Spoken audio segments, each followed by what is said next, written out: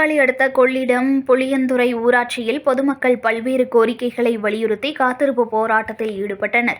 மத்திய அரசின் 100 நாள் வேலையை அனைவருக்கும் கிடைக்கும்படியும் அனைத்து தொகுப்புகளிலும் உடனடியாக தடையின்றி அமல்படுத்த வேண்டும். கிராம ஊராட்சி தீர்மான ஒப்புதல் இல்லாமலும் அரசாணை 80 கடைபிடிக்காமலும் சட்டவிரோதமாக தேர்வு செய்த 100 நாள் வேலை பணித்தாள பொறுப்பாளர்களை உடனடியாக நீக்க வேண்டும். கிராம ஊராட்சியில் அரசு திட்ட பயனாளிகள், கலைஞர் கனவு இல்லம் வழங்கும் திட்ட பயனாளிகள் மற்றும் 100 நாள் வேலை பணித்தள பொறுப்பாளர்கள் ஆகியோர்களை சட்டவிரோதமாக நியமனம் செய்வதை தடை செய்ய வேண்டும்.